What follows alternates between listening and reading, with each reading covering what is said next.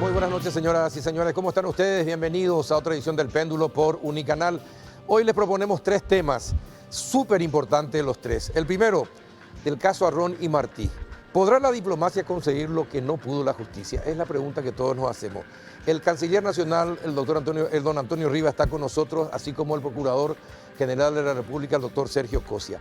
El segundo bloque, va a estar con nosotros el nuevo ministro del Interior, el doctor Euclides Acevedo. ¿Mejorará la seguridad con Euclides? Es otra pregunta que nos hacemos. Y el último bloque vamos a hablar con el director de la DINAC, don Edgar Melgarejo, para hablar sobre el nuevo aeropuerto y también sobre aquellas licitaciones sospechosas en los que aparentemente habría algún tipo de corrupción. Antes de ir a la pausa, antes de ir, canciller, procurador, les invito a saborear un rico café Lavazza. Un aroma, un gusto y un sabor inconfundible. Esto lo distribuye Cafepar. Así que, acompañados de Lavazza, vamos a la pausa y ya volvemos.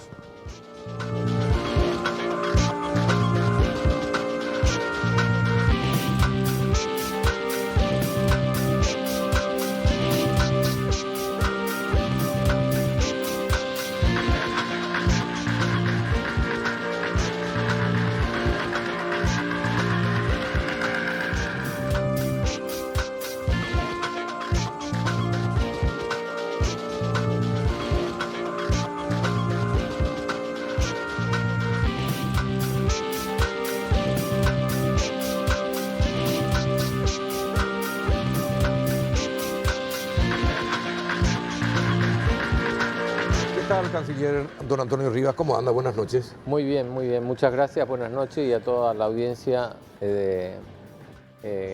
Encantado por estar aquí y compartir contigo y con el Procurador General esta oportunidad en el programa ya muy conocido del Péndulo. ¿Qué tal, doctor Sergio Cosia? ¿Cómo anda? Bien, muy bien. Gracias por la invitación. Encantado de estar compartiendo esta noche con el canciller. Bueno, el primer tema que vamos a tocar con ustedes dos, donde usted va a tener amplia participación porque es el vocero del gobierno para hablar del tema Arrón, Martí y Colmán, se refiere justamente a el hecho que se hayan fugado a Finlandia. ¿Qué pasó? Porque pareció un papelón y de novela. ¿Qué pasó? ¿Por qué llegaron ellos a huir del Uruguay? O conseguir lo que consiguieron en Uruguay, el refugio, sin que nadie sepa, se había contratado abogados. ¿Qué pasó, doctor? ¿Cómo es posible que haya ocurrido esto? Mira, Carlos, agradezco. Hoy tuvimos la oportunidad también de presentar un informe de lo actuado por el gobierno paraguayo ante la Comisión de Relaciones Exteriores del Senado. Y yo agradezco realmente que la prensa, cada duda que tenga, nos llame para consultar. Y coincido plenamente en tu frase. Y estoy de acuerdo porque todo se trata de una cuestión de percepción. Cuando decimos pareció un papelón, exactamente eso es lo que ocurrió. Pareció un papelón. ¿Pero por qué pareció? Porque la gente realmente, cuando fue tomada por sorpresa, porque toda la información junta empieza a llegar a través de un medio, una red social, la gente le llega información avasallante respecto a un caso tan importante y tan sensible para el Estado paraguayo. De ahí en más, transmitir toda la información de qué es lo que estaba ocurriendo, se torna difícil hacerlo en ese mismo momento, porque las redes sociales tienen su impacto y su velocidad, y entonces nosotros no podemos como Estado transmitir la información al mismo ritmo. Entonces por eso que agradezco yo esta oportunidad para transmitirle a toda la gente para que se quede tranquila en que en primer lugar esto no fue un papelón. En segundo lugar, esto lo que fue con claridad es una decisión tomada incorrectamente por encontrar un término por parte de la jueza que llevó a cabo el caso en Uruguay, y nosotros a través de la Cancillería y de todos los organismos que tengan intervención vamos a seguir dando pelea para doctor, que se haga justicia en esta causa. Vamos a retrotraernos y hacer un contexto. Sí. En Brasil, ellos lograron fugarse del Brasil. Sí. Se desactivó la alerta roja de Interpol y hasta este momento Interpol no dio una respuesta concreta y satisfactoria al Estado paraguayo de por qué se levantó el alerta y que permitió que pudieran fugarse del Brasil cuando que nosotros, los medios de prensa, donde me incluyo obviamente, habíamos preguntado, consultado muchas veces si estaban siendo vigilados, si había, se podría enviar a alguien o a algunas personas para que estuvieran por ahí por la zona, y no ocurrió lo que finalmente ocurrió. Bueno, desde ese momento ya comienza a decir, algo pasó. Te quiero contar, algo Carlos. pasó. ¿Qué pasó? ¿Y por qué nunca Interpol fue interpelado por el Estado paraguayo sobre ese tema? Te quiero contar, Carlos. Respecto a la interpelación a Interpol, sí ya ocurrió, ya ahora se le llamó la atención, pero ¿qué pasó? ¿Por qué no se le llamó la atención antes? Porque antes se seguía el trámite correspondiente. Nosotros le acompañamos desde el mes de junio, julio, ya toda la documentación que ellos requerían para volver a activar la alerta roja, y ellos todavía no lo hicieron. La última reunión de la comisión de ficheros fue hace poco, entonces nosotros no tuvimos la oportunidad de criticar porque suponíamos que en esta última reunión ellos ya iban a levantar de vuelta la alerta. Quiero referirme al caso Brasil. El caso Brasil, hay que señalar una cuestión también. Nosotros, la cuestión de si esto es una cuestión política o no, ya fue resuelta por la máxima autoridad, que es la Corte Interamericana de Derechos Humanos. La Corte Interamericana de Derechos Humanos ya resolvió esta cuestión, ya dijo, esta no es una cuestión política y en Paraguay existe Estado de Derecho. Esas dos premisas son absolutamente irrebatibles hoy, esa es una cuestión ya discutida. Claro, no lo dijo taxativamente, pero dio a entender con el fallo que era así. Claro. Sí, cuando dijo que no hubo persecución política por agentes del Estado. Totalmente. Entonces, habiendo ya dicho eso la Corte, esta decisión que toma la jueza de Uruguay es en contra de la máxima autoridad. Es decir, está desacertada. En Brasil, cuando estábamos en Brasil nosotros, con esta resolución obtuvimos el levantamiento del estatus de refugiado. ¿Qué es lo que pasa? Ellos apelan. Cuando ellos apelan, se concede la apelación con efecto suspensivo y entonces ellos tienen libre tránsito, porque se concede con efecto suspensivo. Ellos mientras se discute eso no pueden... Claro, pero yo no le digo que se le detenga. No, porque eso es imposible y Paraguay no puede hacer eso en territorio extranjero. Pero por lo menos un seguimiento, es decir, alguna tarea de inteligencia para ver dónde hacen, qué es lo que están pensando hacer. Todas esas cosas. El problema, ¿sabes cuál es, Carlos? Que ellos actúan al margen de la ley. Nosotros actuamos como Estado a favor de la ley y respetando la ley. ¿Y una tarea de inteligencia no va a estar al margen de la ley, doctor? Pero nosotros no podemos, ya discutimos esto muchas veces, nosotros no podíamos ir bajo ninguna circunstancia a inmiscuirnos como Estado paraguayo dentro del territorio brasilero, como tampoco lo podríamos haber hecho en el territorio uruguayo.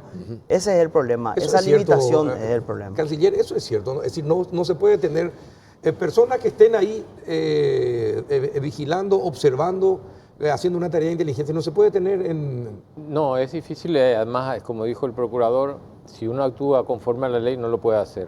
Y hay que tener en cuenta que Interpol en ningún momento proveyó la información. Nunca. Tampoco permitió que la oficina, en este caso local de Interpol, tampoco pudiera transmitir la información. Había una especie de silencio. De silencio, y lo que yo le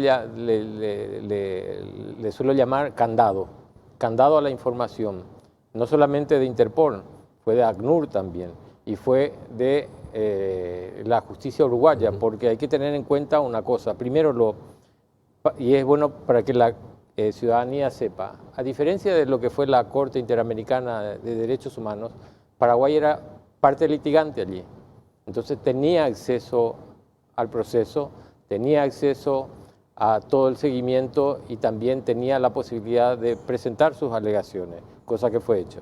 En el caso en Uruguay, no. En el caso en Uruguay era un proceso totalmente cerrado a Paraguay porque Paraguay no era parte litigante. Aparte de eso, la jueza estableció un sistema de confidencialidad, donde establecía que si había filtración, aquella persona que hacía la filtración recibía 3 meses de cárcel hasta 3 años de penitenciaría. Yo a eso le llamo el candado. Y nosotros no podíamos tener información porque no había forma. A ver, lo que pasa es que ellos tienen un mejor servicio diplomático, por decirlo así.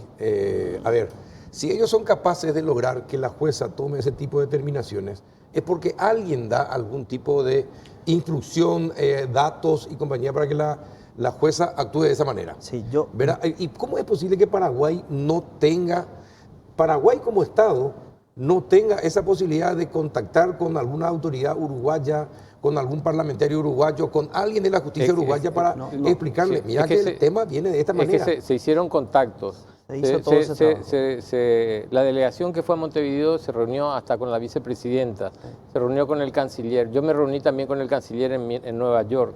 Estuvimos hablando sobre el tema. No es que no hubo contacto. ¿Y no qué decían es que, ellos? ¿Y qué decía el canciller, por ejemplo? Y ellos prácticamente decían de que eso era parte de la justicia, reservaban a la cuestión de la justicia. En ningún momento hacían referencia a la situación del Poder Ejecutivo.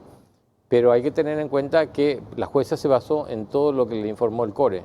Sí. Y claro, el CORE es el informe que le elevaron a la Comisión Interamericana de Derechos Humanos, que fue desbaratada por la Corte Interamericana. No, hay que aclarar ahí. El fundamento de la jueza está basado en los dichos del informe 100, que es la acusación de la Comisión Interamericana de Derechos Humanos. Eso ya fue desestimado. Por eso. Eso mismo pasó, nos enteramos también después, en Interpol. Ellos también basaron su levantamiento en el informe 100. Pero a ver, la justicia uruguaya, ni la Interpol leen diarios, no se enteran y ustedes como parte del Estado paraguayo, no le dijeron, acá está, esta es la resolución, y si... Toda la información fue transmitida, entregada personalmente, porque ¿cuál es la labor de la Cancillería y de la Embajada? Es establecer la vía diplomática. ¿Qué significa el canal de comunicación? Nosotros recibimos toda la documentación de la Fiscalía y de la Procuraduría y hacemos la entrega a la Cancillería, y la Cancillería uruguaya entrega a la justicia. Sí. Entonces, todo fue entregado, todo. Ahí no se escatimó esfuerzo y no se escatimó tampoco fondos para poder poner al día, hacer la traducción, porque nos pedían la traducción también de la resolución de CONARE Brasil. Sí. Hasta eso se hizo la traducción, se hizo llegar en tiempo y forma. No sé cuál fue ¿qué creen que pasó? Ahora, a la luz de esto, ¿qué pasó? Si no sirvió en nada todo lo que ustedes hicieron. Es decir, ni la diplomacia ni lo que hizo la Procuraduría no sirvió para nada para la justicia uruguaya. Y el problema es que no éramos parte litigante. Ahí la parte litigante era la jueza y la Fiscalía uruguaya. ¿Para qué fueron contratados entonces? Para la extradición. Ah, para la extradición. Sí. Para la extradición. Para entender en el caso del refugio. Ellos no son parte del refugio. Ellos no tenían acceso al refugio. De hecho, la gente se sorprendió, pero todos vimos, porque se transmitió en vivo eso, cuando la jueza abre la audiencia y dice, bueno, ahora voy a tratar el refugio, se apaga la tele porque ya no están ya nadie más es parte, solamente esto es confidencial. Eso ocurrió en vivo. O sea, la gente realmente si notan esa filmación, estando las víctimas presentes, mirando la tele, se apaga la tele. Ahora, ¿y ustedes nunca pensaron que si salieron de Brasil y se fueron a Uruguay era por algo? Obviamente es por algo, no van a elegir Uruguay al azar, ¿verdad? Porque no se fueron ni a Venezuela, no se fueron a Nicaragua, no se fueron a Cuba, se fueron a Uruguay. ¿Ustedes no analizaron por qué y qué podía pasar a partir de su permanencia en Uruguay? Sí, Carlos, se analizó y sobró en consecuencia. Eso es lo que yo quiero, sobró en consecuencia. Yo quiero hacerte un relatorio de hechos cortito. Cuando ellos se van de Brasil, lo hacen de manera ilegal. Sí. Se escapan de Brasil. Cruzan por frontera seca, tenemos entendido. O sea, nadie los pudo ver. Ningún sistema migratorio. Por migraciones. Por migraciones, no. Ellos, la inteligencia actúa inteligencia Uruguay y nos avisa a nosotros de que ellos presumiblemente estarían en Uruguay. Al instante nosotros ya pedimos a través del Ministerio Público el pedido de extradición y la orden de captura internacional. En 48 horas ya teníamos todo eso y ya fuimos con toda la delegación a diligenciar. Le acompañamos toda esa documentación y a toda esa documentación, teniendo en cuenta de que ahora ya se iba a resolver por un juzgado y no el CORE directamente, nosotros le acompañamos la resolución del caso de Cecilia Cubas, la resolución de la Corte Interamericana de Derechos Humanos, todas las órdenes de captura, todos los pedidos de levantamiento de refugio, todas las resoluciones de refugio, todas las alertas rojas que existieron durante la historia, toda la fotocopia de los expedientes, todo le acompañamos. justamente previendo eso, porque ya suponíamos que por algo fueron a Uruguay y por algo fueron de manera clandestina y por algo fue recibido su refugio. ¿Y ahora qué va a pasar con Finlandia? ¿Cómo uno va a establecer algo con un país con el que no tiene relaciones? En el noticiero acabábamos de ver que dependemos de Argentina. ¿Cómo es eso? ¿Usted dijo algo al respecto? Sí, dije, pero quiero establecer una precisión justamente para la gente, que la gente entienda. En Argentina hay una embajada de Finlandia. Sí. Entonces, como es el destino más cercano para Paraguay, nosotros vamos a intentar establecer las relaciones diplomáticas a través de la embajada de Finlandia en Argentina. En Argentina. Hay una cuestión importante, o sea, nosotros tenemos relaciones diplomáticas con Finlandia. La embajada acreditada ante el gobierno paraguayo es la embajada en Buenos Aires. En Buenos Aires. Pero eso también... es concurrente. Es concurrente. Es concurrente en Paraguay. Exactamente. Sí. Pero también nosotros, por ejemplo, la protesta que se presentó el día viernes se había hecho en Naciones Unidas, porque ahí está el embajador, el representante de Finlandia ante Naciones Unidas, para que sea con una visibilidad mucho más importante. Y también aprovechamos y lo hicimos ante la Secretaría General Adjunta de Naciones Unidas por el tema ACNUR. Se hizo también ante el Alto Comisionado para Refugiados de Naciones Unidas en Ginebra. Entonces, lo hicimos también en Madrid. ¿Y por qué Madrid? Porque justamente cuando ellos llegan al aeropuerto a las 6 de la mañana, un funcionario de ACNUR les recibe. Por eso decidimos también hacer la protesta en Madrid. Sí, eso pero es rarísimo. Sí, pero volviendo al tema de Finlandia, el hecho de que tengamos relaciones diplomáticas nos permite continuar eso, y hay convenciones internacionales también que hacen una especie de paraguas para que podamos conversar con ellos sobre este tema. Es decir, pero no hay que agotar, hay que, no sé, a ver, hablando coloquialmente, hay que hincharle, entre comillas, a Finlandia todos los días con este tema hasta ver si sus autoridades entienden de qué se trata el tema. Yo te quiero señalar algo, Carlos. Hay que reconocer que durante este gobierno se obtuvieron las primeras victorias en este caso. O sea, el gobierno del presidente Mario Abdo fue el gobierno que realmente obtuvo resultados favorables en esta pelea que lleva ya una mayoría de edad, lleva 18 años.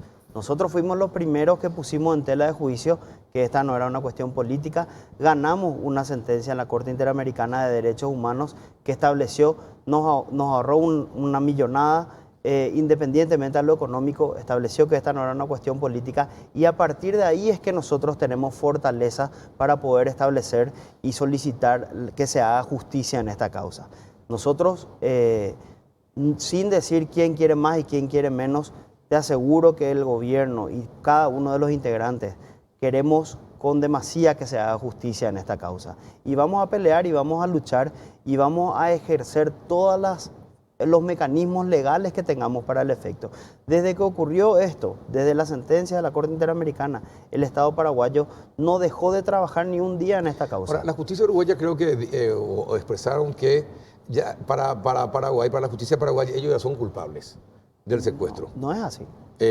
Bueno, es lo que la información que llega, Claro. ¿no? Y de que entonces no hay seguridad jurídica porque la presunción de inocencia no se toma en cuenta. Eso Usted que es también, abogado, ¿cómo se le contesta una percepción de ese tipo? y con la resolución de la Corte, ese tema ya fue altamente discutido en la Corte Interamericana de Derechos Humanos, porque ese era uno de los ejes principales de la denuncia. Ese era uno de los ejes principales que ya fue debatido en la Corte Interamericana de Derechos Humanos.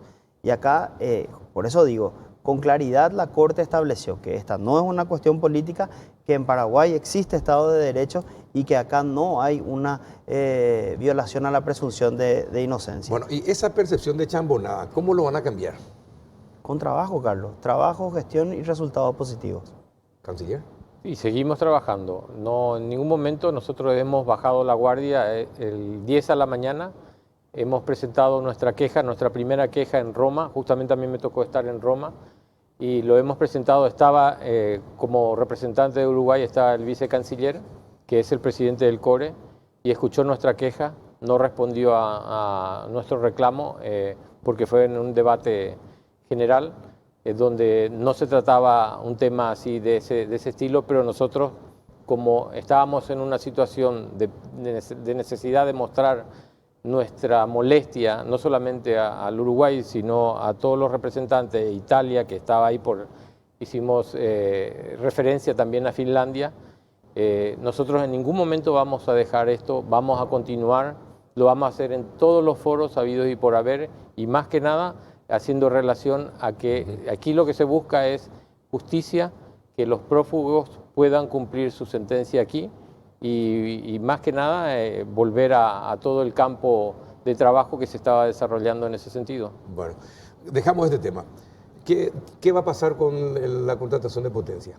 Con Itaipú, con el Brasil. ¿Qué va a pasar con ese tema? Y continúan trabajando los negociadores de la ANDE con la gente de Eletrobras. Están negociando ellos todo lo que es... Pero se va a defender posiciones paraguayas, es decir, porque de acuerdo a lo que sabemos del tema, lo que se había establecido de contratación de potencia con los excedentes, haciendo uso preferente de los excedentes, es lo mejor para Paraguay hasta el 2023, pero eso no le gusta al presidente del Brasil, lo dijo públicamente. Bueno, entonces, ¿cómo vamos a manejar ese tema, canciller? Y ellos continúan trabajando justamente cuando se firmó el acta del 1 de agosto, por el cual se deja sin efecto el del 24 de mayo, vuelve a las partes técnicas para la negociación vamos a decir, la compra de potencia. Hasta ahora no se llegó a un acuerdo, eso significa que Paraguay continúa firme en su posición. Esperemos que prontamente lo hagan, que lleguen a un acuerdo y que sea beneficioso en el caso nuestro para Paraguay, para poder continuar con, vamos a decir, con la... ¿Y la posición de la Cancillería en cuanto a eso es aceptar esa propuesta de tener hasta el 2023, hacer ya toda la planificación de contratación hasta el 2023 o anual, año a año? Ahí primero, más que nada, lo que se fundamenta es la posición de la ANDE con respecto a la negociación que está llevando a cabo. Una vez que tengamos conocimiento de cómo está la finalización de la negociación, ahí nos manifestaremos. Pero, ¿y la ANDE qué es lo que prefiere? ¿La contratación por 4 o 5 años o ellos anual? lo están negociando justamente ahora con Brasil. Eso. No, yo sé que están negociando, sí, pero no hay una posición de la ANDE. Sí, ellos tienen, pero me gustaría que el presidente de la ANDE lo manifieste una vez terminada la negociación. El presidente de la ANDE aprendió a ser diplomático. Sacarle ese dato es dificilísimo. Bueno, ¿y qué pasa con Yacyretá? ¿Qué pasó con la venta? ¿Por qué solamente Argentina puede vender por el excedente que Paraguay no usa? ¿Por qué Argentina le puede vender a Brasil y no directamente Paraguay a Brasil? Nosotros, Juan, el 1 de octubre, cuando hemos visto todas las publicaciones que salieron al respecto, hemos solicitado a Yacyretá información al respecto. El día 8 recibimos una nota de Yacyretá que hacía referencia a las reclamaciones y hemos solicitado a la Cancillería Argentina. Es la segunda vez que se publica eso. Sí. Ya durante el gobierno anterior también se había sabido de la venta de energía. En este caso solicitamos la información a Yacyretá para que nosotros podamos solicitarle también a la Cancillería Argentina. Hemos enviado la nota al canciller argentino y estamos esperando la respuesta. ¿Y en cuánto tiempo suelen contestar? Y bueno, yo creo que como lo recibieron el lunes, démosle una semana por lo menos. Una semana. ¿Y después van a reiterar el pedido si es que no llega? Claro, no, totalmente, sí. No, pero yo hablé con el canciller argentino y él prometió una pronta respuesta. Una pronta respuesta. Sí, yo hablé con él. ¿Esa respuesta es una semana, estima usted? Y le calculo que sí, porque ellos tienen que consultar también con Yacyretá Argentina y Camesa, que es ANDE de Argentina. Y canciller, en cuanto al relacionamiento Paraguay-China, Paraguay-Taiwán, hay un pedido casi generalizado de todos los sectores económicos para establecer relaciones con China. ¿Cuál es la posición del gobierno paraguayo sobre ese tema? Y no está en agenda. No está en agenda. No está en agenda. Vemos vamos a decir, los pedidos que se están haciendo por la prensa, pero siempre se hacen por la prensa. Justamente yo le había comentado a una... ¿El sector cárnico no se acercó a la Cancillería? Para hablar sobre el tema, no. Vemos una comunicación siempre por la prensa, por eso no está en agenda ese tema, pero ahí hay que hacer un buen estudio. Sí, hay que hacer un buen estudio. Hay que hacer un buen estudio porque no solamente está el hecho de que nosotros exportemos. Hoy día, sin tener relaciones diplomáticas, nosotros importamos importamos. Claro, importamos más de 4.000 millones, es nuestro primer vendedor de dólares, perdón. Y en este caso, por ejemplo, hay que pensar qué pasa si continúan produciéndose grandes importaciones desde China. Un zapato se puede conseguir por 50.000 guaraníes, un vaquero se puede conseguir por 40.000 guaraníes. El tomate frito que se trae de China hoy día se puede utilizar para producir aquí, pero ¿por qué no se utiliza el tomate que nosotros tenemos para producir tomate frito, por ejemplo? Hay que hacer un estudio bien, vamos a decir, consensuado para saber qué es lo que conviene. Porque hay que cuidar nuestras industrias también. Si se va a hacer, hay que analizarlo bien. Pero como lo manifesté y le manifesté también al embajador de Taiwán, no está en agenda el estudio. Ahora, pero tampoco la posibilidad de establecer de vínculos comerciales no está en agenda. Nosotros estamos abiertos para establecer una relación comercial sin ningún problema. Pero diplomática no. Y por el momento nosotros tenemos con China, Taiwán. Por eso, el estudio de eso no está en agenda, o sea, no estamos analizando esa posibilidad hoy día. Bueno, perfecto. Señores, muchísimas gracias por la compañía, por contarnos. La gente tiene más datos acerca de lo que hizo. La gente piensa de que fue una chambonada y de que errores de la Cancillería y la justicia paraguaya permitieron que estos señores no vengan a rendir cuenta ante la justicia de los delitos por los que son acusados.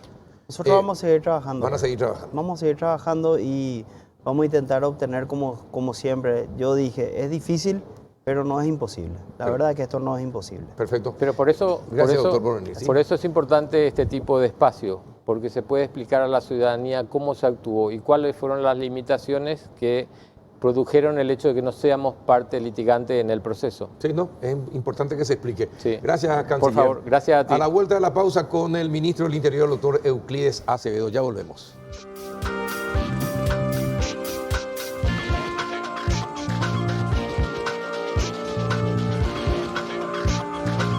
Vení a Bristol en el Midea Week porque tenemos los mejores precios del país. Aprovecha la semana de descuentos increíbles. ¡Sí! Hasta 40% de descuento en todos los productos de la marca Midea. Escucha estas super ofertas. Heladera Midea de 300 litros, 2 puertas. Precio normal 18 cuotas de 165.000 guaraníes. Ahora, precio Bristol Midea Week. 18 cuotas de 109.000 guaraníes. Te esperamos en cualquiera de nuestras sucursales en todo el país. Llámanos al 519-4000 o escribinos al WhatsApp 0991-670-000. Bristol, la mejor casa de electrodomésticos del país. Vos cuidás mucho tu auto. Con las naftas aditivadas de Barcos y Rodados, lo cuidás más. Porque te ofrece una nafta para cada tipo de vehículo, con la seguridad y rendimiento de un combustible de calidad superior. Carga naftas aditivadas de Barcos y Rodados. Sudameris es oportunidades, es innovación, es crédito, es desarrollo, es crecimiento. Sudameris es Paraguay. Comunícate al 416-6000 o conoce más en sudameris.com. Sudameris, todo un banco.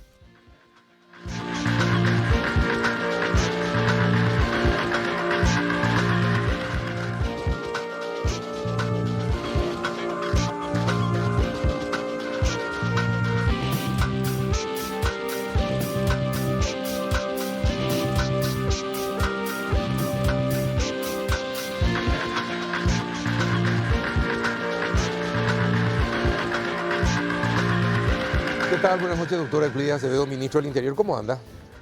Pero estoy pasando por mi mejor momento a pesar de todo. ¿Por qué fue el mejor momento?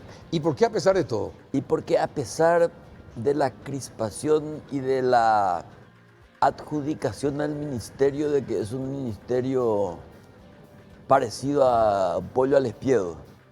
Pero no es así. Yo te juro que pese a los conflictos que son inevitables, pero que deberíamos hacer el esfuerzo de evitarlos, me siento cómodo dentro de todo. Mucha gente piensa que ese era tu lugar. Mucha gente por todos los trabajos acerca de lo que son las Fuerzas Armadas, de lo que es la seguridad, de lo que es la inteligencia, todo ese trabajo que desarrollaste y que explicaste muchas veces a través de los medios de comunicación, la gente piensa que podés ser un buen ministro. Ahora, tenés que pasar de la teoría a la práctica, Es a lo la que te acción. estoy diciendo. Yo sé muy bien lo que hay que hacer. Tengo una visualización del escenario con Sí. toda transparencia y claridad. El problema está en la gestión. Claro. Y a esa gestión me voy a tener que examinar. Pero tengo un equipo muy bueno. Le estaba comentando a tu siguiente invitado la cantidad de direcciones que tiene el ministerio, que le da legitimidad a mi exposición teórica, que el Ministerio del Interior no es solamente seguridad policial, sino que tiene al mismo tiempo disciplinas importantes como tecnología, inteligencia, Claro. relaciones internacionales, vinculación directa con el Ministerio Público, vinculación inclusive con la DINAC. Y yo decía, ¿de dónde salieron estos monstruos marinos? Personas altamente competentes, casi todas entrenadas afuera y con una gran experiencia. ¿Y por qué la gestión entonces es mala? Y probablemente porque no hay una calendarización de la política de seguridad, de la política criminal del Estado, y porque probablemente falta coordinación con organismos que guardan relación con la seguridad. Yo, por ejemplo, tengo la imperiosa necesidad de pactar con la señora fiscal general del Estado para poder coordinar los trabajos, porque ellos dirigen la investigación Así mismo. y la policía es el brazo ejecutor de la justicia. Tengo que hablar con la Senat, por supuesto el ministro Yucio ya tiene pactada conmigo una conversación para tener un banco común de informaciones. Donde estamos rengueando es en el Sistema Nacional de Información e Inteligencia.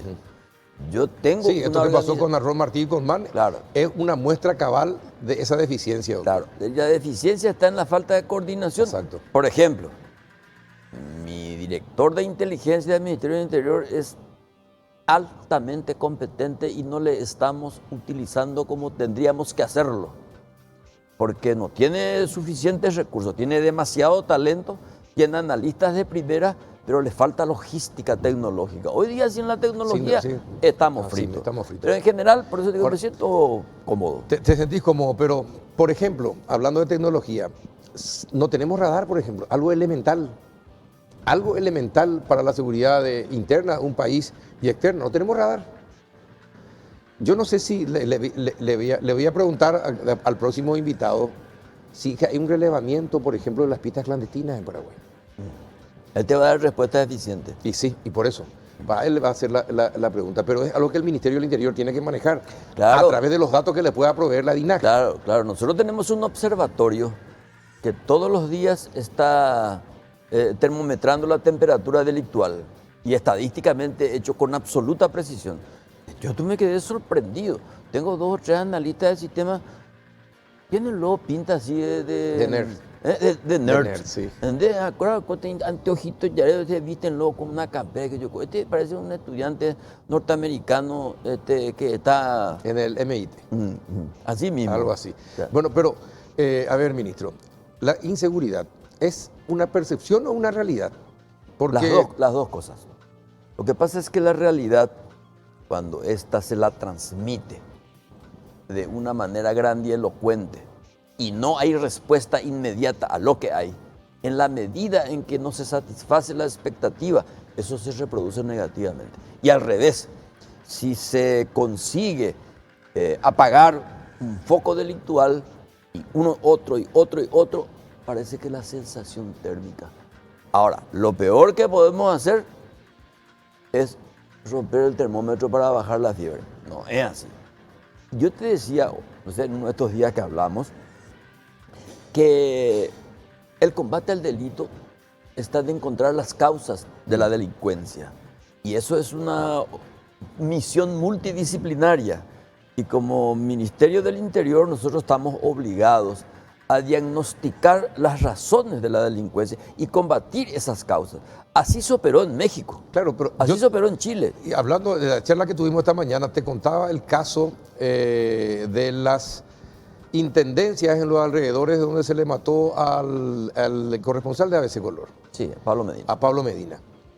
Que hablando con uno de los intendentes de la zona, le preguntaba si cuál era la sensación de seguridad que tenía y la presencia más numerosa de policía, agentes policiales y fiscales, si eso le podía servir a la gente para sentirse más segura. Y me decía él, y sí puede ser, pero en realidad el comercio sufre. ¿Y por qué el comercio sufre? Es que desde que hay muchos policías, el comercio en el pueblo se redujo un 60%. Entonces yo le digo, espera un ratito, vos me estás diciendo que que alrededor del 60% de la población que está en tu comunidad, en tu pueblo, de alguna manera trabaja con cuestiones ilícitas ligadas al narcotráfico. Y sí. Vaya ya pota de... Exactamente. Es lo que hay. Y bueno, te dicen. y entonces, ahí está, esa es una cuestión de decir, ¿cómo combatís Y ese tema? todavía hay una cuestión cultural y hay una cuestión de planificación económica. Yo tuve un problema serio con un narcotraficante peso pesado. Pedí ayuda a un fiscal en Pedro Juan Caballero, donde hay una universidad de la que yo soy rector. Y me dijo, diga tu madre, y tu doctor, me dijo. Va, eres, yo le dije. Me dijo, pega ese patrón, me dijo. Vaya, pega ese patrón, me dijo. Yo no tengo varios hijos y gano 12 millones de guaraníes, me dijo. Y este señor me paga. Apeí, añemetero seco a Yucata, me dijo. Bueno, ahí tenés un problema cultural y un problema institucional. Y por otra parte, la cuestión que estás señalando, cómo sustituir el lucro clandestino por la ganancia legal. Así mismo. Eso es un proceso, es una cuestión cultural. Por eso que este asunto de la seguridad va a llevar un proceso largo. Yo tengo que aplicar la política dibujada por mis predecesores, desde Rafael Filisola y antes hasta ahora. Yo debo llevar adelante lo que Villamayor, que le dio una conceptualización de la política criminal, debo llevar a cabo, y eso lleva tiempo. Y estas cuestiones de cierre de rutas son colateralidades. Son anécdotas dentro de la verdadera inseguridad. Episodios desagradables, pero la inseguridad está mucho más grande. Así mismo. El crimen organizado, que tiene mucha disciplina y, como yo te decía, tienen mucha plata, tienen tecnología y no tienen el más puto escrúpulo. Así mismo, así mismo. ¿Cómo se va a relacionar con los campesinos que ahora anuncian que van a hacer marchas nacionales ya por la reacción de la policía con los tomateros y la forma como están siendo desalojados de las rutas? Y esto es un clásico. Hace mucho tiempo que lo hacen. Lo que tenemos que saber es cuáles son sus reales y verdaderas motivaciones. ¿Qué crees? ¿Y cuáles crees que son? Yo parto de la base que sus reivindicaciones nunca fueron satisfechas. Hoy estuve hablando con dirigentes campesinos de Caaguazú, de Guajorú, de Pindo y demás cosas. Hace no sé cuántos años que están buscando la titulación de sus tierras. Y estaba contando que ahí lo que tendría que ser el principio es el final. Dice un campesino, cuando hay que tomar mano tranquilo porque arecoma ese título. Carajo, digo, tenés que tener tu título antes, no al final de tu vida. Bueno, entonces ese es un problema del INDER, ¿verdad? Y por otra parte hay problemas de carácter crediticio, problemas de carácter tecnológico y problemas de mercado. No ñepenaguazuigo de secuera. Entonces ellos recurren a la desesperación y a la victimización. Obviamente que también hay manipuladores, hay pero muchos. con toda seguridad sabemos eso, ¿verdad? Sabemos, Pero los manipuladores tienen éxito cuando las reivindicaciones no son satisfechas. Si estas son satisfechas, el manipulador queda en la nada. Es como la droga. La droga no tiene prosperidad cuando no hay drogadictos. ¿Y cómo? Es lógico lo que decís, ministro, pero habiendo tanta corrupción dentro de las instituciones del Estado y habiendo tantos negocios que se hacen con las tierras, ¿cómo vas a lograr que se dé prioridad a la titulación de las tierras si justamente uno de los grandes negocios de los muchachos en la oficina del Estado es justamente el tema de las tierras? Y bueno, la concesión una de las y la cosas venta. que convenimos con el presidente de la República es que habíamos dicho, acá tenemos que combatir la corrupción no a los peajeros, sino que a la cuestión institucional, así mismo. a la cultura de la corrupción. El problema de la tierra viene de la época de Rafael Barret. Así mismo. Ir a solucionar. ¿Y qué te dijo el presidente? Vía libre. Bueno, pero una cosa es decir vía libre, otra cosa es cómo hacer que sus operadores políticos sientan el rigor del Y día bueno, libre. Pero bueno, ustedes tienen acá una gran labor y yo tengo que pactar también con ustedes en denunciar a los presuntos delincuentes, perseguirlos y sobre todo castigarlos. Por eso quiero hablar yo con la fiscalía, porque me dijo a mí los policías, por eso ya agarrar a la delincuente, me Al dijo, otro día sale. en 24 horas se llega y cállate. Entonces tengo que pactar también con el Ministerio del Trabajo, a quienes les tengo que decir, vamos a ponernos de acuerdo, porque no se trata de que yo te llene de clientes penitenciarios. así Tenemos que buscar formas y tengo que trabajar con el Ministerio de Agricultura. No voy a tener todo Y el con el tiempo. Ministerio de la Función Pública. Obviamente, con más razón para una administración racional de los recursos humanos. Y va acá la policía, muchos murubichás se van a enojar conmigo. ¿Por qué? Porque hay gente que tiene 10 policías. Nadie vota 10, con 2 es suficiente. Así mismo. Y yo voy a dar el ejemplo. Yo no tengo policía, yo tengo un chofer y una escolta. Me llevan a mi domicilio, se van a su casa. Maravilloso, y como me dijo una vez un tipo, peaje putan de, ponte mongarrona, me da hielo, hay Navidad, me da y canasta. O sea, Sí, estoy entiendo, teatralizando sí, se en el entiende. lenguaje común. Se entiende. Pero yo lo que quiero es que el policía descanse, que no se convierta en una servidumbre. Que no es su papel. No es su papel. Que no es su papel. No es su papel. Y bueno, ayer tuve una reunión con toda la cúpula policial. Le escuché a cara director general, a quienes conozco a todito con su mala fama y todo, porque fueron mis alumnos. Entonces, ¿Y yo cuál le fue dije, el reclamo principal? Es decir, si podés... respaldo político, respaldo moral.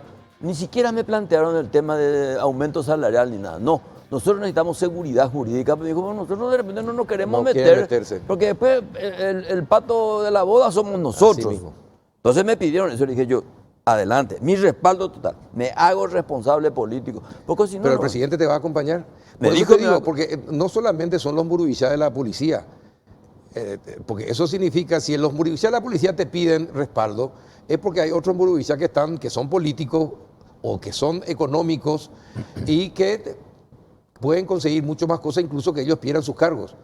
¿Cómo combatís, todo eso? Eso va a ser muy difícil. Y yo le dije, y el comandante en ese aspecto es espectacular, es Resquín. Sí. Me dijo, yo no tengo apego al cargo. Si yo no voy a hacer lo que tengo que hacer, me voy nomás a mi casa. Apego así, ¿no? O sea, este es un comportamiento republicano de la fuerza democrática del Estado.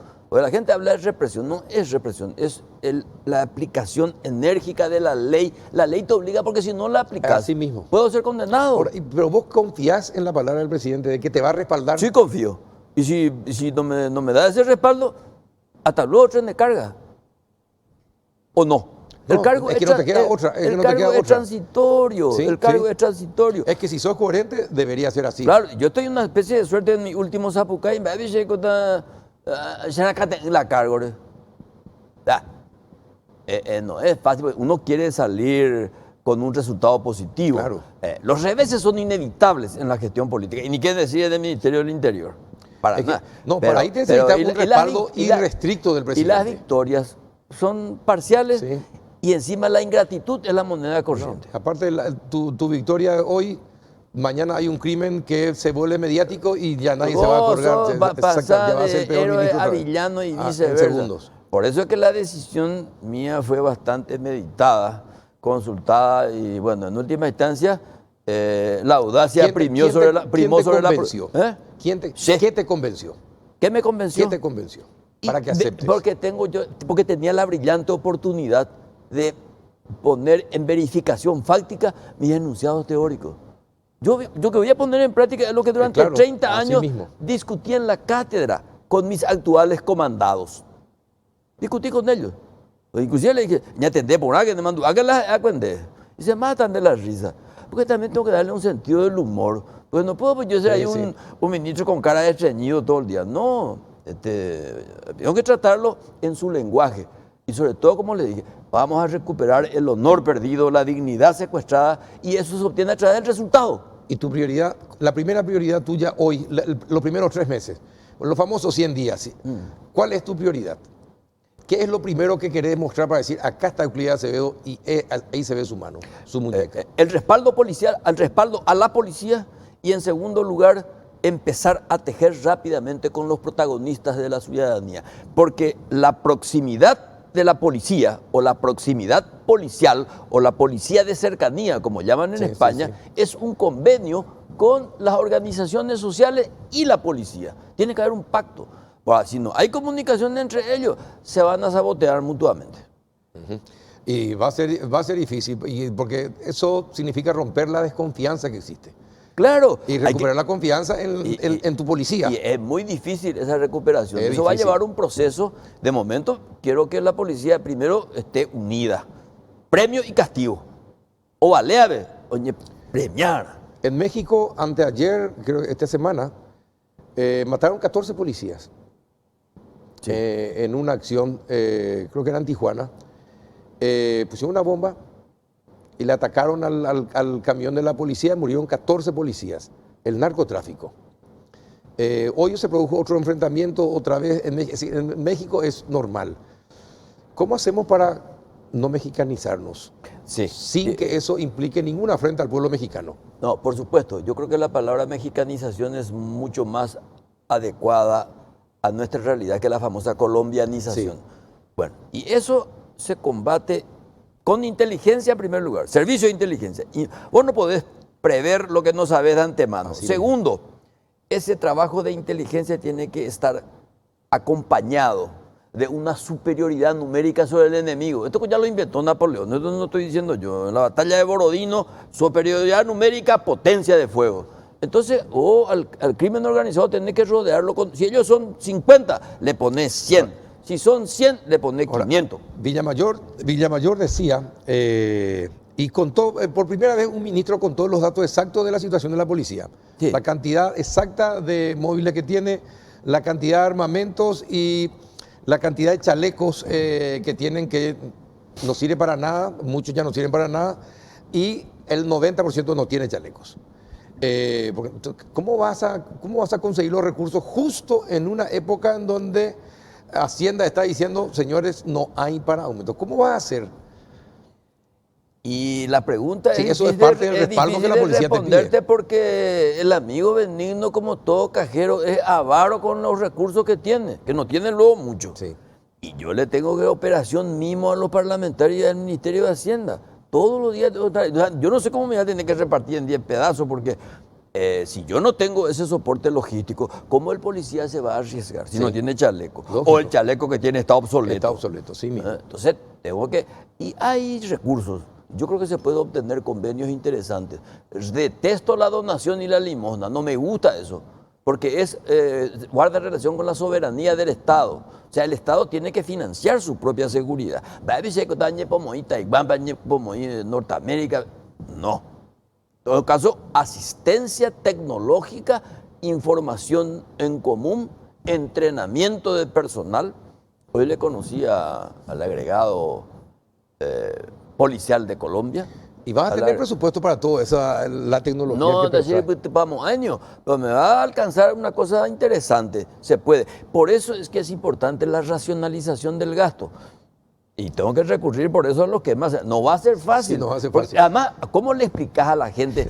¿Sabes que no le pude liquidar y se me corrió el motochorro porque no tengo nafta, no tengo combustible? 50.000 guaraníes por Entonces día me para va la a decir, camioneta. ¿sabes qué? ¿Quién de Big Papi me va a decir? Ministro, ¿vos sabés que 50.000 guaraníes por día por camioneta tienen para las patrulleras? 50.000 guaraníes para la nafta. Sí. Bueno, ahí tenemos Ahí no le van a, ni 10 cuadras no le van a... Pero para ahorrar combustible, fíjate al colmo llegamos. Con este calor de mierda, el comandante le va a ordenar al policía que está en su patrullera tomando tereré en aire acondicionado, botílan de camioneta, embobuelan de motor y habla con la gente. Acércate a la gente.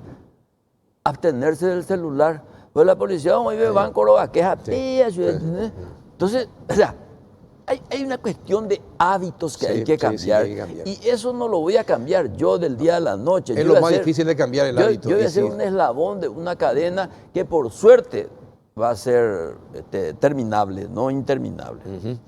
Pero de todas formas, ministro, tenés que apurar. Villamayor aceptó que no va a haber aumento para la policía. Sí. Vos estás diciendo que necesita muchos recursos. Fíjate vos que hoy día las comisarías, por ejemplo, no están conectadas. No tienen internet. No. ahora se está haciendo a través de MITIC, se va a hacer y compañía y con recursos internacionales.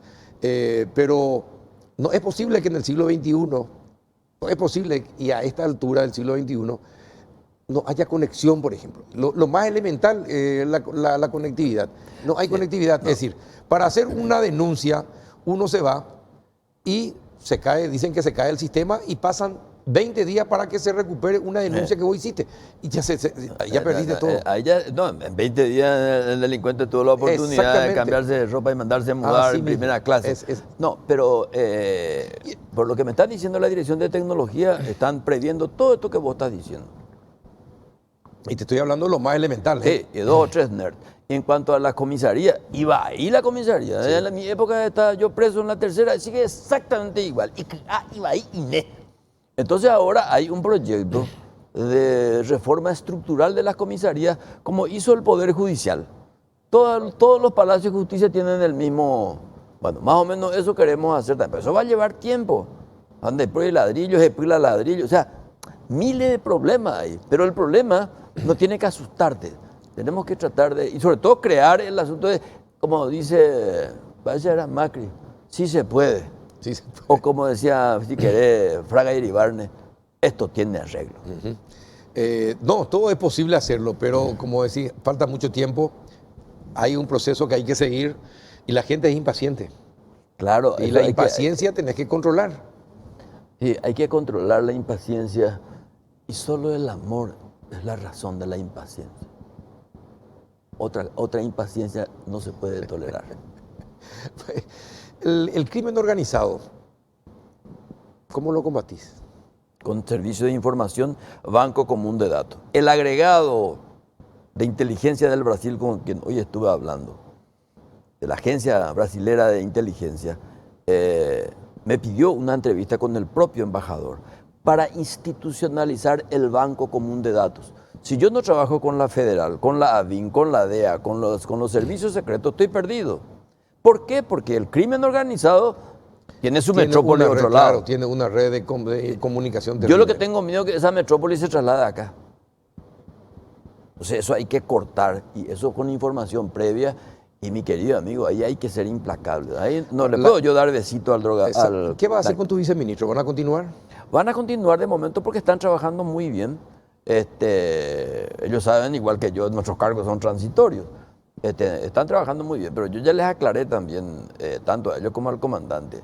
Yo voy a compartir con todo, pero la última decisión la tengo yo. Perfecto. ¿Y por qué el nombramiento de Pato Melgarejo? Yo creo que te expliqué. El canciller Melgarejo Lanzoni. El Pato yo le digo porque es un amigo de infancia. No, está Así bien, que Pato, está él bien. es canciller, sí. Es un hombre altamente preparado en materia internacional. Entiende muy bien, hace política pública, enseña política pública, tiene su tesis doctoral sobre la materia y es un hombre con quien yo tengo una vinculación de amistad hace mucho tiempo y para mí es importante la lealtad, por eso es que él es ad honorem, porque hoy que come ad honorem nomás. Ad honorem, ningún guaraní para dar coño si la me aquí yo le voy a yo tengo que contratar a mi Goro Ope, Carlos.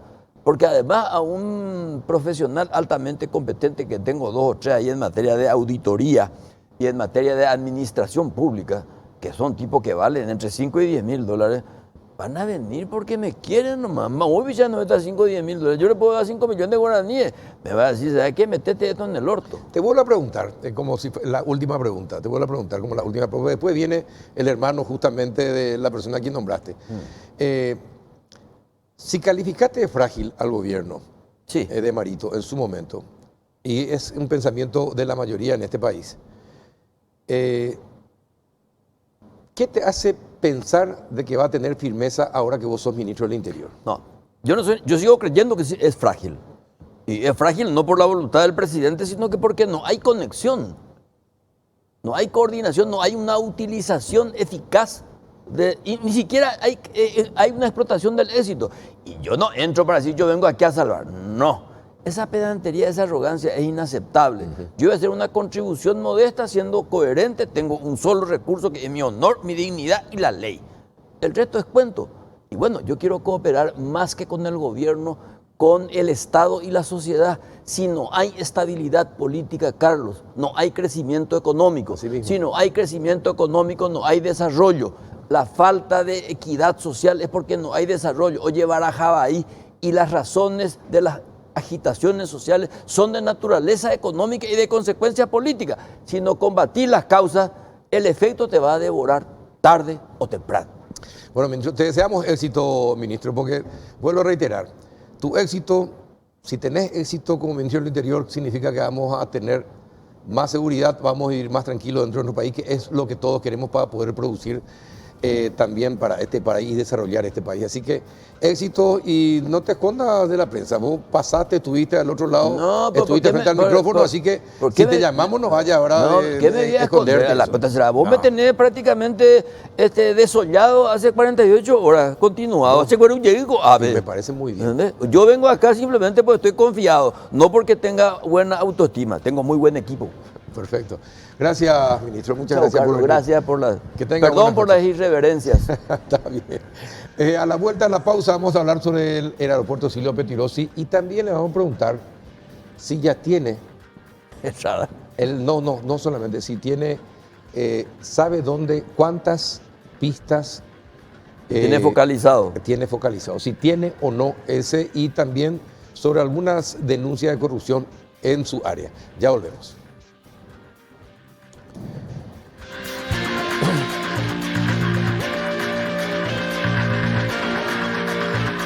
Vení a Bristol en el Midea Week porque tenemos los mejores precios del país. Aprovecha la semana de descuentos increíbles. Sí, hasta 40% de descuento en todos los productos de la marca Midea. Escucha estas super ofertas.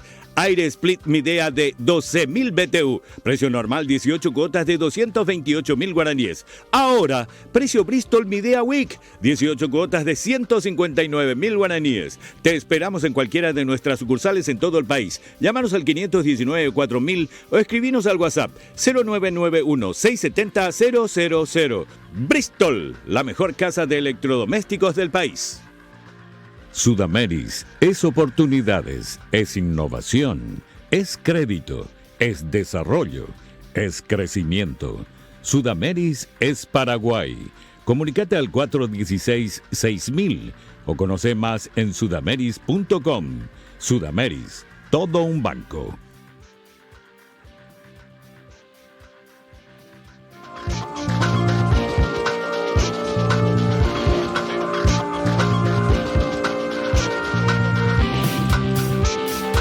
¿Qué tal, don Edgar del Melgarejo? ¿Cómo anda? Buenas noches. Gracias por venir. Al contrario, para mí muy grato estar en televisión con usted, don Carlos. Hablamos siempre por radio, Sí, pero exacto. Así mismo. tuve ahora el honor de que me invite y bueno, para mí muy placentero y sobre todo que nos produzca esta inmediación con la gente porque su programa es muy visto. Gracias. Pero le quiero consultar algo. Se viene la Copa Sudamericana, ¿verdad? Y estábamos hablando, ayer hablamos con el presidente de la Conmebol y nos decía que va a venir una importante cantidad de gente, Así es. ¿verdad? Por tierra y por aire. Y que va a ingresar buen dinero. Él calculaba unos 14 millones de dólares por día más o menos de los visitantes que podían quedar en nuestro país. ¿Cómo está el aeropuerto para recibir a la gente Bueno, hoy día? El aeropuerto tiene horas donde está colapsado, porque la prognosis calculada cuando se hizo este aeropuerto estaba para recibir a 1 millón de pasajeros aproximadamente. Hoy ya estamos superando el 1 millón, el año pasado tuvimos 1.416.000 pasajeros y este año vamos a superar el 1.500.000, el 1.500.000. O sea que estamos superados en lo que es el tamaño del aeropuerto. La cantidad de gente que pueda recibir. Así es. Por eso ¿Y es qué que pasó con las ampliaciones que se estaban estaban haciendo? en pleno desarrollo. Estamos ampliando el espigón norte, que ya está en un 40-50% de avance de la obra. Estamos ampliando la plataforma norte y con la ampliación del espigón también estamos haciendo un nuevo carrusel de maletas, porque había una cuestión ahí ilógica. Tenemos en ese espigón... Eso que estamos viendo así va a ser el nuevo Así aeropuerto. va a ser la ampliación, va a quedar así. Justamente ahí tenemos 2 mangas y es ilógico tener 2 mangas si no tenés 2 carruseles de maleta porque Al tener dos Claro. mangas es para que opere al mismo Para que tiempo. opere al mismo Entonces, tiempo, claro. tendrías que esperar que salgan todas las maletas de un vuelo para operar el otro y entonces estamos ahora... Y se está construyendo otro para recibir las maletas, Para recibir las maletas se está ampliando al doble la capacidad. la capacidad. Nosotros tenemos ahí dos mangas que, sobre todo de noche, donde tenemos más operativas y sobre todo en los periodos vacacionales, saturadas las mangas de noche. ¿En serio? Sí, absolutamente. Hay más operaciones de vuelo y en horas de la noche que En hora de noche mucho más, casi el 70% opera de noche más que de día. Así que ahí es donde se satura. Y ahí teníamos más que un espigón, una suerte de pasillo, ¿verdad? Porque es muy estrecho, Sí. con dos mangas operativas. Entonces se congregaba mucha gente en la parte de migraciones y por supuesto también esperando las maletas. Sí, Y efectivamente. bueno, ahora ampliamos al doble eso. Va a haber otro carrusel de maletas. Por supuesto vamos a ampliar toda la parte de atención, de facilitación, que es la parte de migraciones, aduana, todo eso. Y también nos va a permitir ampliar la zona comercial, que es importante para nosotros. ¿Cuántas personas, con las ampliaciones, cuántas personas se puede recibir Nosotros creemos y de ser que... ágil en Bueno. el despacho? Quiero explicar las ampliaciones. Sí. Espigón Norte, plataforma norte, para tener más capacidad de maniobra. Estamos ampliando también la zona del embarque, ahí en los counters donde se hace el check-in. Vamos a correr unos 20 metros para atrás para que no haya más congestión también en los periodos de mucha concurrencia de gente. Ahora modernizamos toda la parte de transición entre el embarque y la zona restringida. Es todo nuevo. Y bueno, esas obras ya están ahora avanzadísimas. Y la obra más importante fue la pista, ¿verdad? Después de 50 años, este 12 de diciembre cumple 50 años nuestra pista y es la primera intervención importante como ¿Y la qué que pa- hicimos. ¿Qué pasó con la denuncia de la última parte que no se puso el de la calidad que aparecía en el contrato? ¿Qué pasó? No, el trabajo principal consistía en renovar la capa asfáltica. Sí. Se fresó, se quitó una capa de 8 centímetros de asfalto y se volvió a cubrir con una nueva capa asfáltica con una mezcla recomendada según la fiscalización hecha por la misma OASI. Aparte de eso, en la zona donde no se hizo este trabajo de la nueva capa asfáltica, se iba a aplicar un sello elastomérico, es el término técnico, un blindaje de 3 milímetros, 3 a 5 milímetros, que tendría tres utilidades. Una de ser un sello hidráulico para evitar que le entre agua a la deteriorada asfalto, entonces que no se siga corrompiendo la pista.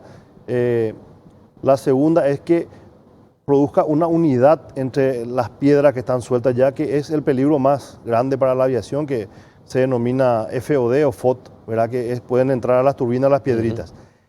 Y el tercer sentido es de que genere el mismo nivel de rozamiento o de fricción. Sí, de las Y bueno, cubiertas. entonces, como era una licitación pública nacional que teníamos que hacer en una cronología muy precisa, que tenía relación, no era una cuestión antojadiza, sino que cuestión con el periodo de sequías o de pocas lluvias en Asunción. Entonces, dentro de ese plazo de 50 días... Tenía que hacerse la obra. Tenía que hacerse la obra.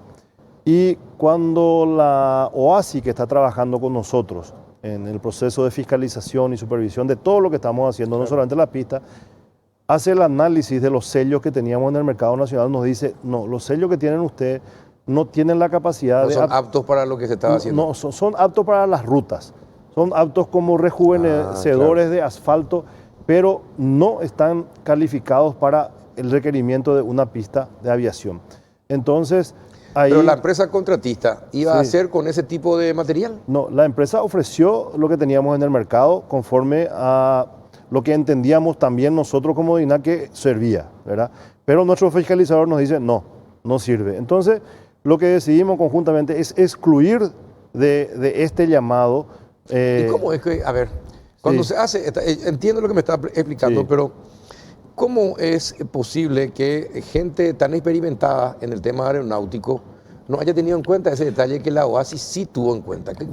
¿Cómo es posible eso? Bueno, realmente nosotros... Porque no- eso habla mal de los técnicos, ¿eh? Sí, realmente... Por no- lo no- menos llama la atención. Nosotros considerábamos, incluso se hicieron un sinnúmero de ofertas y de posibilidades en el mercado. Pero efectivamente, al hacer el análisis, porque ¿qué es el sello? Es una suerte de, es un polímero, un plástico que se le agrega un contenido de mineral, ¿verdad?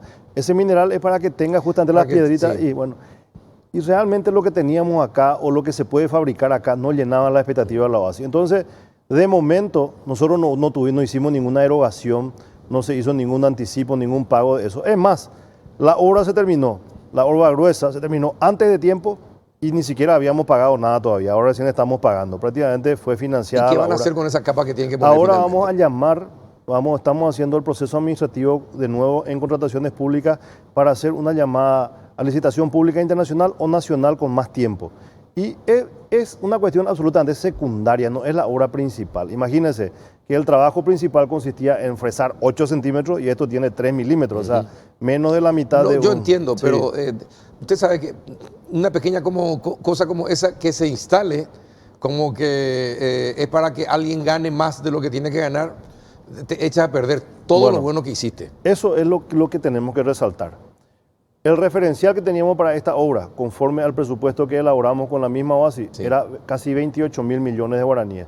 La adjudicación fue por 20 mil millones y ahora le quitamos ese ítem de 2.700. Finalmente la pista la terminamos en 17 mil millones, o sea, 10 mil millones de ahorro. Claro. Así como $1,5 toda millones de dólares menos. menos, ¿verdad? Y el mismo fenómeno se produjo en todas las otras adjudicaciones. Tuvimos nuestros referenciales en el ¿Y espigón. por en qué esa los obra. referenciales son tan altos? Y ¿Qué pasa para que los referenciales sean tan altos? son altos porque se considera de acuerdo a los metros cuadrados con el aeropuerto y el personal que se va a tener, pero finalmente el sistema concursal que elegimos, que es por la baja electrónica, hace que concursen realmente los oferentes y eso se transparente y es la manera más sensata de hacerlo. Nunca hicimos una... Tampoco los oferentes se ponen de acuerdo para... No, al contrario. Tampoco. Eso le quería decir. Todas las adjudicaciones fueron a la mejor oferta económica, técnica y económica. Elevamos el perfil técnico, pero en todos los procesos que hicimos en nuestra administración no tuvimos una sola protesta. La única protesta que tuvimos fue por el espigón, pero era una empresa que estaba especulando con eso, por eso enfrentamos esa condición y comenzamos la obra incluso. Ahora, le pregunto algo, ¿nunca se pensó en hacer otro aeropuerto? No, Pero no es- algo un poco más grande justamente para que no tengan las incomodidades ni tengan Bueno. ¿Se pensó o no se pensó? No es que se pensó, se actuó en este gobierno, en nuestra administración. Antes de ayer, terminó el plazo para la entrega de ofertas de las empresas arquitectónicas para hacer el diseño de la nueva terminal. De la nueva terminal. En este momento, ¿En dónde va a estar esa nueva terminal? En el lado derecho, en el lado norte, contigua a esta vamos a tener una nueva terminal. La licitación la hicimos en sede de la base en Montreal. Se presentaron 12 empresas, las mejores del mundo en diseño, y se formalizaron 6 presentaciones. En este momento, 3 funcionarios de la INAC están en el comité evaluador conjuntamente con la OASI haciendo el análisis. Ya a fin de mes vamos a tener adjudicado el diseño y vamos a tener un conceptual, un diseño arquitectónico conceptual, lo que se refiere un 3D con lo que va a ser la fachada, el layout, la distribución de la parte de dentro de la terminal. Así que no solamente pensamos, estamos soñando ya con la nueva terminal, don Ajá. Carlos. Y dígame una cosa, terminal en otra parte, en Encarnación, por ejemplo, o mejorar la de Ciudad del Este, y también en el Chaco, porque el Chaco en algún momento va a ser un polo de desarrollo fenomenal.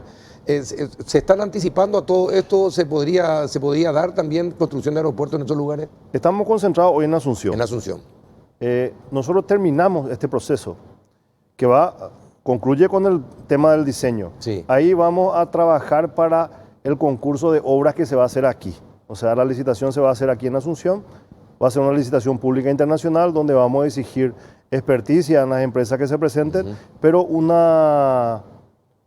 van a ser uniones con empresas paraguayas en un 50 y 50 como mínimo, ¿sí? Para darle oportunidad también a las empresas paraguayas. Bueno, paralelamente a eso, estamos tratando de conseguir conectividad para el aeropuerto Guaraní. Ya tenemos ¿Qué quiere decir conectividad? ruta. Ruta. Hoy no Ruta. tenemos Sí, ningún sí, vuelo ningún vuelo internacional. Si bien es muy activo el aeropuerto con aviación general, el aeropuerto Guaraní, no tenemos ningún vuelo internacional. Internacional, sí. La compañía Copa, que tiene en un momento dado del año 18 operaciones semanales con nosotros, está analizando cubrir la ruta Panamá-Ciudad del Este, Ciudad o del sea, Este. Mingaguazú sería, ¿verdad? Aeropuerto Guaraní.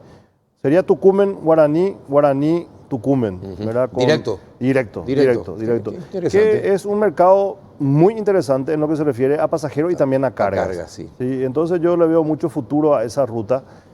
¿Y la ruta a Europa directas? ¿Cuáles son las que actualmente existen? Y la que tenemos es de Air Europa, que justamente ahora compró un avión nuevo, que se inaugura el primer vuelo inaugural, el bautismal, como solemos decir. ¿Dónde? ¿A Barajas? ¿A Madrid? A Barajas.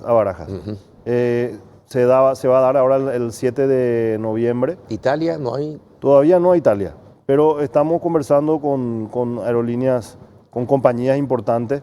Me decía ayer, me visitó la directora regional de la IATA, que es la que une a toda la parte comercial de las aerolíneas. Sí. Y nos decía que Paraguay está en el candelero, decía ella, que estamos en la visión hoy del mundo. Por eso es que concretamos que venga Avianca. Avianca va a cubrir por primera vez la ruta Asunción-Bogotá. Asunción-Bogotá. Esa es una ruta magnífica. No, esa es espectacular, porque si no, uno tiene que hacer Lima, después Bogotá, o si no, Panamá y volver a Bogotá. Es correcto. Eso, y ya volver a bajar otra vez. Bueno, Avianca Colombia Qué bueno. es una compañía muy grande, tiene aviones muy nuevos, tiene 70 destinos a partir de su hub, que es el aeropuerto mejor considerado hoy de Sudamérica, El Dorado. Así que es un gran triunfo para nosotros como país y como institución haber logrado esta conectividad. Cuando esté todo el aeropuerto, con todas las ampliaciones, con la parte nueva, ¿cuánto es lo que se estima que podría mover?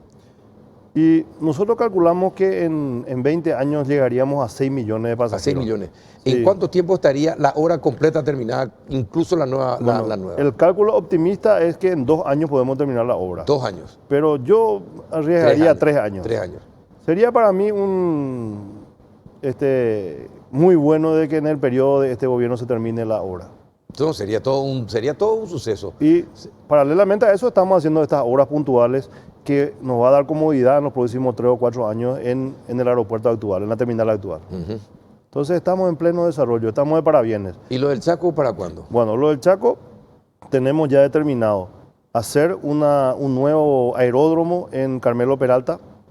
Ya tenemos, o sea, vamos a hacer ahí un acuerdo con el Ministerio de Obras Públicas que como obra complementaria a la ruta bioceánica tiene el dinero para hacerlo.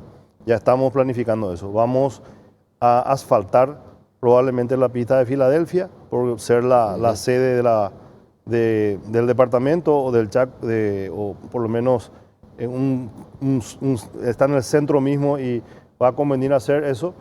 Y hoy ya inauguramos la pista de Infante Rivarola, ¿verdad? Que es un aeródromo espectacular, ¿verdad? Que de todo tiempo. Y bueno, ahora tenemos que pensar en eso y pensar también en algo que nos falta y que es no solamente un reclamo ciudadano de las instituciones, que es el tema de la cobertura de radar, ¿verdad? De radar, sí. Esa era la siguiente pregunta. Sí. ¿Para cuándo los radares? Bueno, durante nuestra gestión conseguimos una nueva operativa de radar en Ciudad del Este o en Aeropuerto Guaraní. El próximo jueves 24 inauguramos ese nuevo radar. ¿Y qué cobertura va a tener? Es radar secundario y primario de 380 kilómetros del secundario y primario unos 180 más 180. o menos. Sí. ¿Y en el Chaco? Y en el Chaco nos falta. ¿Y Quisiera para cuándo explicar es? algo importante. Sí. Este radar que inauguramos el 24 fue pura gestión. Eso no le costó un solo dólar al Estado paraguayo ni a la DINAC. Eso fue una cooperación del gobierno del Brasil que nos dio un ATM y usamos la antena de Foz de Iguazú. Nosotros vemos lo mismo que ven ellos. Sí. Y gracias a eso también pudimos interligarnos ya al radar de Argentina y ahora ya tenemos como un centro operativo de un sinnúmero de señales unidas que abarcan en lo que se refiere al control del secundario. No significa que somos dependientes de Brasil, ¿no? No, para nada. ¿Seguro? No, absolutamente. Es importante que se aclare eso, porque no siempre los gobiernos van a estar en sintonía y entonces que te dejen sin radar es Bueno, no es lo más conveniente, ¿no? Convengamos de que no teníamos ninguna... Sí, no, perfecto, pero entonces no es... Pero ¿cuándo vamos a tener radares nuestros que nos sirvan a nosotros para...? Y déjame terminar. Tenemos el de Ciudad del Este, Sí, tenemos uno en Concepción, ya en funcionamiento Sí. en el secundario. Estamos ajustando el primario porque tiene una tecnología diferenciada y nosotros deberíamos tener un primario en Asunción, un primario y secundario en Mariscal Estigarribia y un primario en Carmelo Peralta. Carmelo. Con eso barremos todo el país. por lo menos Del la zona, sur. con el secundario lejos. Ujú. Y este secundario de Mariscal nos va a permitir interligarnos con Bolivia y ahí cumplimos un gran anhelo de la interconexión de radares en toda Sudamérica, donde Paraguay es el punto negro, Sí, lastimosamente. Sí, así mismo es. Eh, Y bueno, ¿y en cuántos años podemos hacer todo eso? El próximo año podríamos hacer eso, Ya todo completo. completo. Y hay que significar... Próximo año, mire que le iba a invitar a menudo, entonces para ir pero preguntándole. ¿eh? ahora ya yo quiero venir a exponer y mostrarle lo que va a ser la próxima terminal dentro de un mes. Genial, genial. Y dentro de 6 meses, en junio del próximo año, tenemos que comenzar la obra. Bueno, y ahora, ¿cuántas pistas clandestinas existen en Muchas, Paraguay? muchísimas. A mí me dijeron hay entre 3.000 a 6.000. ¿Es así tanto? No, nosotros tenemos 2.189 pistas registradas. ¿Que registradas que es En la- ilegales? no, registradas. Tenemos 500 y tanto, 501, 502 habilitadas. ¿Sí? Y consideramos de que existen unas 1.000 pistas no registradas y que no necesariamente sean utilizadas para cuestiones punibles o reprochables penalmente, ¿verdad? Que la gente hace, que esto, que aquello, ¿verdad? Pero que se podrían usar o no para ¿Y cuestiones... cuántas creen que se usa para todo lo ilícito? ¿Cuántas estiman ustedes? Nosotros no podemos decir cuántas se usan, pero muchas. Incluso le digo más, y voy a recibir crítica por esto. Nosotros creemos que hasta en aeropuertos oficiales se opera, Sí. no solamente en las pistas clandestinas. Así que nos falta un control real, tenemos ¿Y déficit. de qué depende el control real? Depende justamente de que tengamos herramientas para ello, radares, controles efectivos de cámaras, torres a distancia. Hoy ya no se usan torres de control en el mundo. La nueva versión del control del tráfico aéreo se hace con torres remotas, que ya incluso son mucho más eficientes que el ojo humano, que esté una cámara que tenga un zoom que te pueda mostrar Sí, la todo, operativa. exacto. Entonces, estamos pensando en algún momento tener torres remotas en todos nuestros aeródromos. Y sobre todo, acá hay que entender, una cuestión es tener el control de la aviación comercial Sí. o de la aviación civil, que es la obligación Así nuestra. mismo, de la DINAC, sí. Pero, Para el tema de seguridad es otro. el tema de seguridad sería Sí. del ejército, pero Del ejército.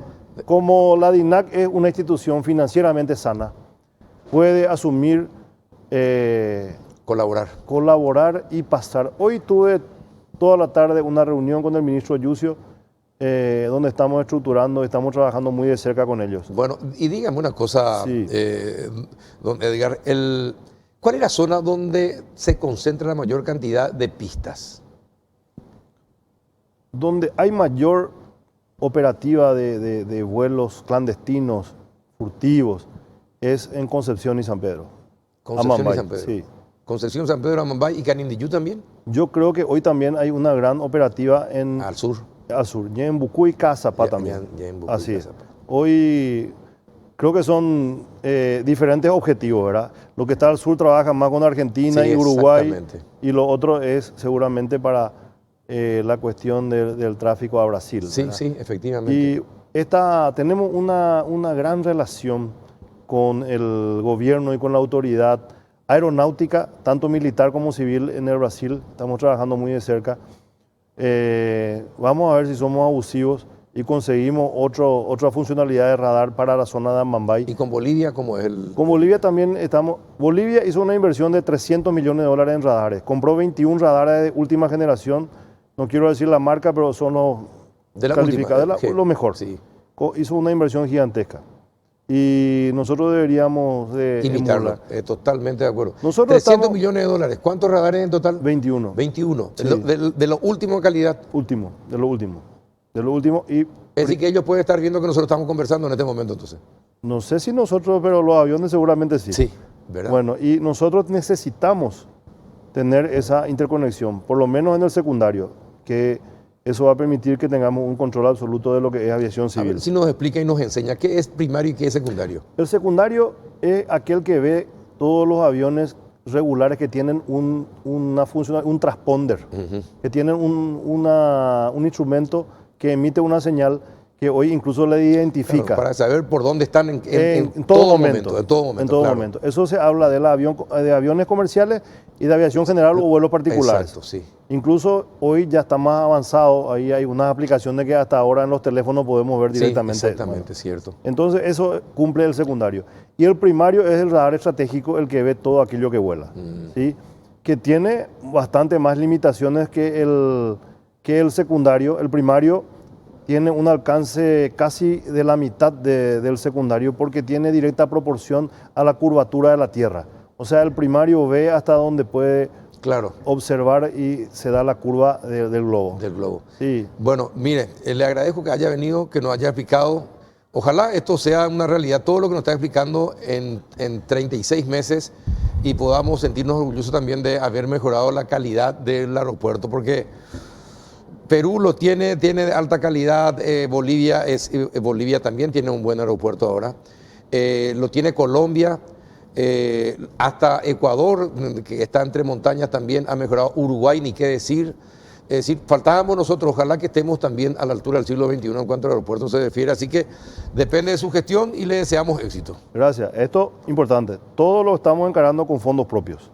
Está bien. O sea que un gran desafío institucional y le felicito también a mis compañeros que me acompañan en la gestión. Perfecto. Ahí estuvo bien eso. Gracias. Al final el mensaje. Bien.